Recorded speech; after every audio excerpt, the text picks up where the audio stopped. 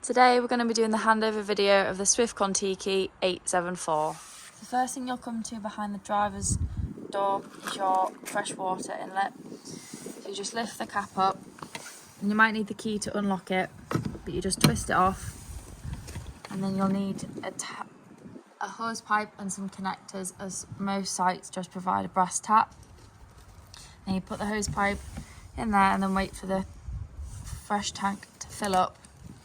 However, if you can't get to the tap, you've got your 12-volt water pump.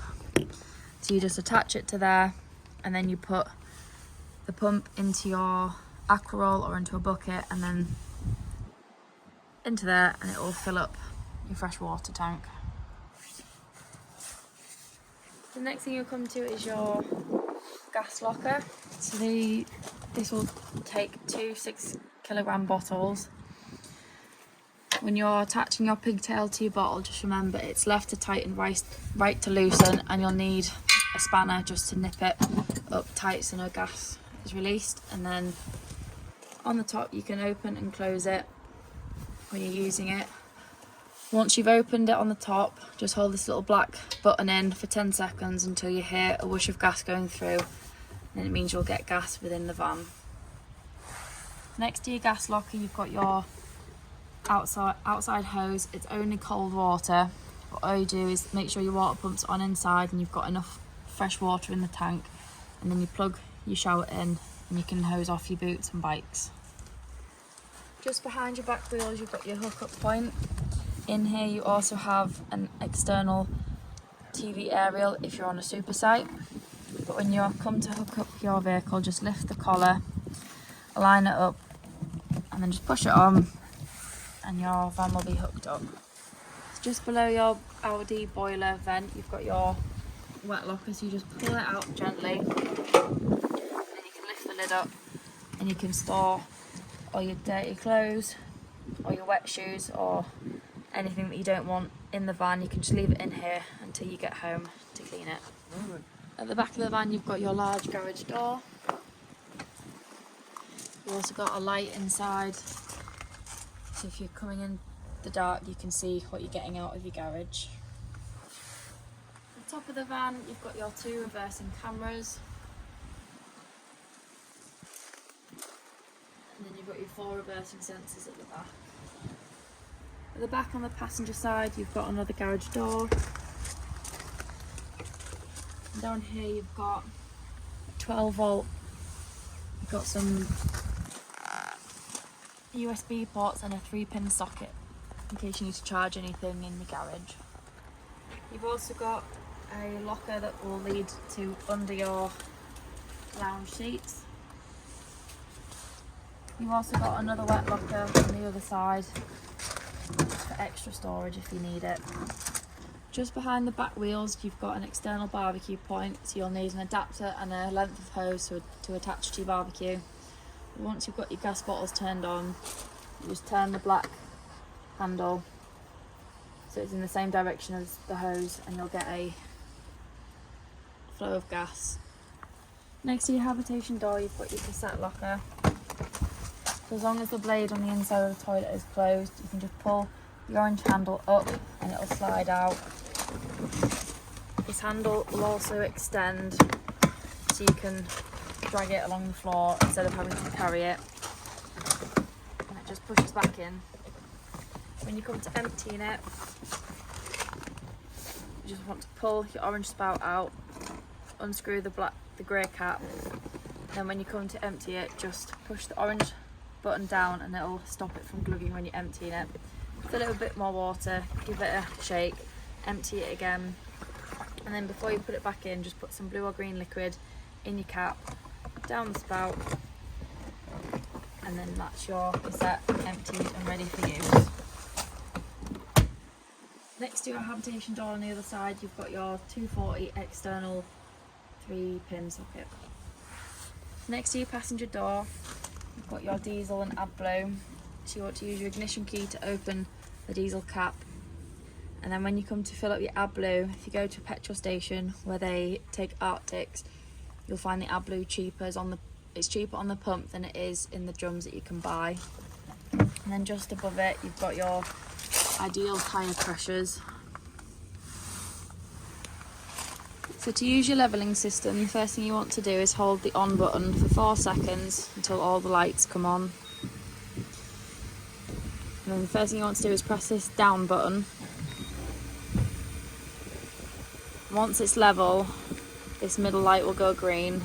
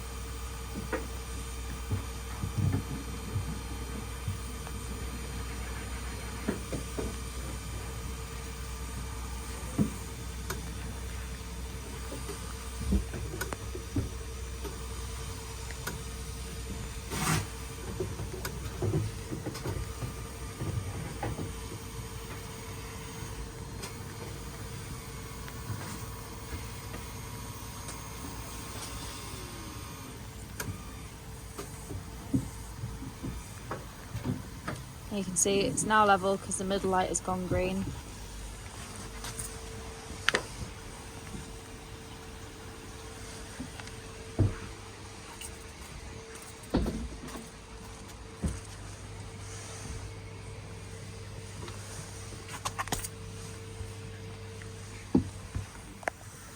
So if you want it back up, you just press the up arrow. If you wanting to have the van on an angle to empty your water tanks, or if you manually want to bring the front or the back end of your van up, just keep pressing and it will show you which side of the van it will move.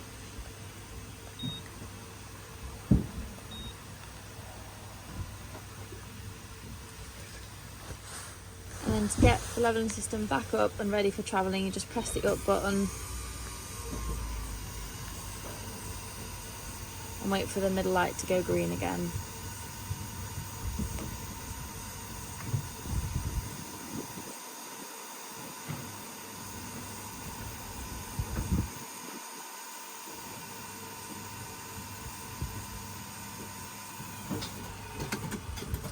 And there your van's ready to drive. Your engine battery is under the floor in front of your passenger seat, and then you've got your bonnet release just on the inside of the door. So under the bonnet, the main things you want to focus on is your windscreen washer fluid here. You've got your engine coolant, your brake fluid, you've got your oil, and then on the other side you've got your negative and your positive down here. It is usually covered up by a cap, so you just want to use the key to lift it up, and that's if you need to give or receive a jump start. And then you've also got your weight plates on the front as well. So the first thing you want to do when you get into your van is turn your control panel on. From here you can control lots of different things within the van. So you can turn your lights on and off, and your awning on and off. You can then check your leisure battery and your engine battery. You can see what charge it's got. You can also then, if you click the next, or if you go home and click on water, you can see at the moment we've got no fresh and no wastewater. So before you turn your pump on, you want to make sure you've got some water in your fresh water tank. From here you can also drain both tanks, and then you can also turn the heater on. So if you're using the van during the winter months, you can just keep the water tepid so that they don't freeze within the tanks outside. You can also check your internal and external. You can also check your internal and external temperatures. And then from here, if you want to turn the heating up on the inside before you go over to your LD system, you want the target on here to be higher than the outdoor temperature, otherwise it won't kick in. You can also put your water heating from normal to boost, which will just take the power away from your heating and concentrate more on the hot water for half an hour. And then you can have it on manual. You can put a timer depending on how long you want the heating on for. And you can also control your fridge from here as well, so you can pick whether you want it on hookup, gas, automatic. You can also change the settings, you can have it from 1 all the way up to 3, and then you can see how warm or cold your fridge is. So now we've got water in the freshwater tank, we can turn the pump on and then get the hot water heated up. When you want to turn your Aldi control system on, you just hold the on button down until it comes on. And then from here you can turn your heating all the way up to 30, or you can go all the way down to 5 degrees. When you want to go to the main option, just click menu, and then on here you can turn your hot water on to on or boost, and then you can also change your energy, so you can either have it on 1 kilowatt, 2 kilowatt or 3 kilowatts of energy, or you can have it on gas. You can have both on or just one, depending on if you're wild camping, if you're hooked up, or if you want your hot water and your heating to warm quicker. You can use both at the same time and it'll just make that happen a bit quicker. So in the bathroom you've got your sink and you've got your mirror, and you've also got a cupboard, and then you've got your toilet. So make sure that your freshwater tank is full and you've got your water pump on, and then you just press the blue button and you'll get a flow of fresh water. And then when you want to flush, you just got to pull the grey handle, push it across, and it'll open into the cassette, and then just shut the blade just to stop any smells coming through when you're finished. When your cassette is full, you'll get a red light on here just to let you know that it's ready to be emptied. Under your sink you've also got another cupboard, and then just at the side you've got your lights for the bathroom, and then you've got your shower. You've got a little shelf in there, and then you've got your skylight, which opens by just pushing this button, pulling the handle down, and then it'll open. And to close it you just got to push the handle up past the button, which just locks it in place. And then you've got a fly screen and a blackout blind as well. Then next to the bathroom you've got a full length mirror, and then in the back you've got your lounge. You've got individual reading lights that can also be dimmed if you just spin the back. Okay, quite bright. You've got your cupboards just above, and then you've got all your windows have got a fly screen and a blackout blind. You've got two large cupboards where you can hang your clothes, and you've got a nice shelf space in the back which you can put a TV on. You've also got a slide out dining table which is nicely hidden, and just below you've got another sliding door which gives you access into the garage without needing to go outside.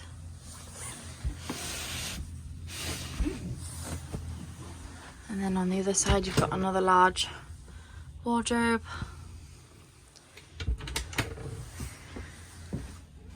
And then to make your lounge up into a bed, you first want to just lift the cushions up like that, and then you can just bring the bases, pull them into the centre, and then you just want to lift them up slightly so you can get the leg down and rest it in the middle. And then you can do that with all four. So once all four parts are out and secured, you just want to put your seat cushions into the middle and then put the backrest in the space behind. And there you've got your large double bed in the back of your motorhome. At the back on the driver's side, under the seat, so if you just pull the bed frame up, and you can remove this bit of wood. Under the piece of wood you'll find your fuse box and your trip switches, so we'd always suggest you get some spare fuses to take with you in case a fuse does blow. You can replace it easily on holiday so you're not left without a fridge. And then on the other side, if you're ever hooked up and you're not receiving power, you want to trip the van, so if you press this button at the top, If the switch goes down, it means it's something within the van that's gone wrong. But if it doesn't, then it's something to do with the hookup cable, and that's why you're not receiving power. On the other side, you'll find your boiler drain down, which is just this little yellow toggle here. So if you pull that up, directly up, it will drain the boiler down. You can do this when you are winterizing your van. You want to make sure all the water's out, and at the same time open up your taps, so your kitchen tap and your bathroom tap, just to make sure there's no water left in any of the pipes so you don't get any frost damage. And then just behind it you've got your leisure battery. When you want to turn your Dometic fridge and freezer on, you just hold the on button down until all the blue lights come on. Then from here you can change the mode, so you can pick auto, hookup, engine or gas. So at the minute when you click on engine battery, it's telling you there's a fault. That's because the engine's not turned on. So you just go back to auto, it will go to hookup. If you weren't hooked up, it would go to gas, and then obviously when you turn the engine on, it will go to engine battery. The little thermometer below mode allows you to change the temperature of the van, so you can have minimum or maximum. And then the fridge and freezer door will open from either side, depending on which way round you are stood to get into the fridge.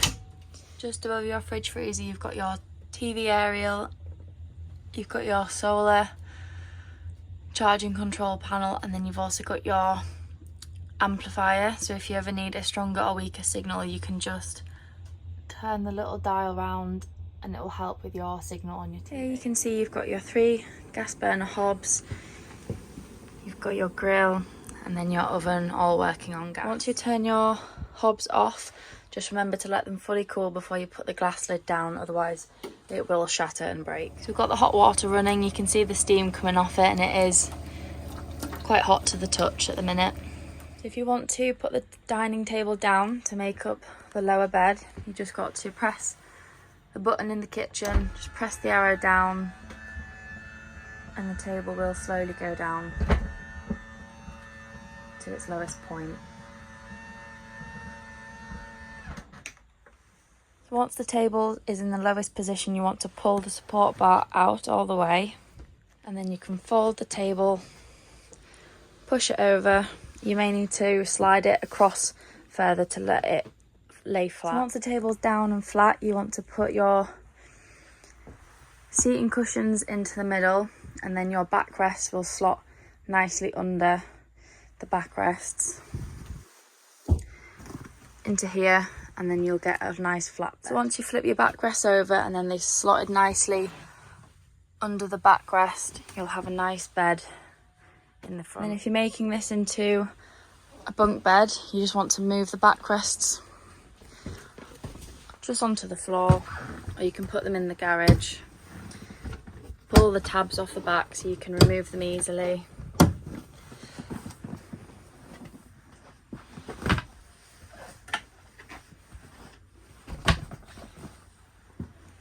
And then you can, as long as the key is horizontal and not vertical, you'll be able to bring the bed down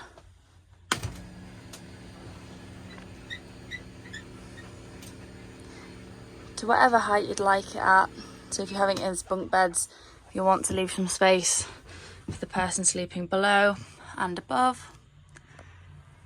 And then you've got your front bedroom set up ready. If you don't want to use the front lounge as bunk beds, you can just bring the drop down bed all the way to the bottom cushions. You've just got to make sure you take the backrests off the front lounge so you don't damage the cushions, but then the person sleeping can just get in it from the ground without using the ladders. So when you want to make your travelling seats, the first thing you want to do is get rid of the 2 larger cushions and then save the 4 smaller ones. So once you've removed your cushions and you just pop them on the table, the next thing you want to do is pull up your chairs. So all you have to do is turn this handle to the back of the van, and then at the same time pull the backrest up there. So you have something like that. Next thing you want to do to give the passengers leg room is on the inside of the cupboard, just move the clip, and then you can slide it back so both passengers can can get in and out easily to their seats. Behind the back chair on the driver's side, you've got your 2 headrests, so you just reach in and pull them out. And then all you have to do is align them up to the holes, slide it in, and then you've also got a headrest on both chairs. You first want to put your smaller cushion down to fit over your isofix points, and then you can put what used to be your seat on the backrest, and then you've got your 2 travelling seats, and just in front of each chair you've got your cup holder that just folds down, and then you can have a drink while travelling. So when looking at your home screen on the radio, you've got your navigation, you've got your radio, and then you can also connect your phone.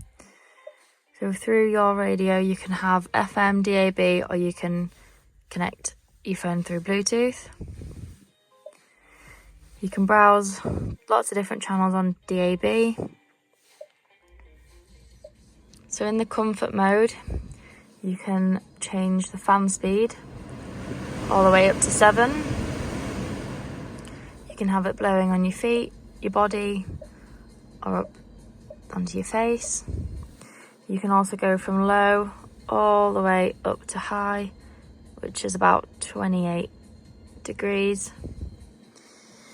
You can have your AC on or off.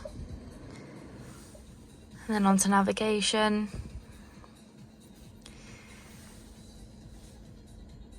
You can add home, work, you can go on different areas. You can save your favourites, and then obviously you can just search, put in your address, and it will show you the best routes. If you want to connect a phone, you just click yes and you can go through Bluetooth. You've also got lots of different settings through the vehicle, so you can have different displays, you can change your time and date, and then you've got the rest of your settings that you can scroll through, so you can look at weather, you've got your trips, different settings. You can turn the screen on and off, so if you just want to listen to the radio but you don't want the screen, you can turn the screen off, and then as soon as you touch it, it'll come back on. Just below your radio you've got your climate controls again, and then you've got your volume. And if you want to turn the radio off completely, just hold the button down until it turns off.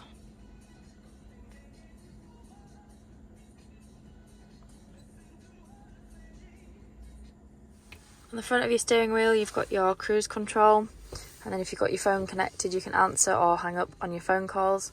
With your OK button and your arrows you can flick through on the dash different settings, so you can look at your trips, your coolant temperature, your AdBlue levels, your battery charge, your oil life, oil temperature, oil levels. You can go through all different settings. You can even look at your radio and change the radio through your steering wheel if you need to. You've got your navigation on here if you want, but you obviously don't need to use it. Different settings to go through your displays, and then back to your miles per hour.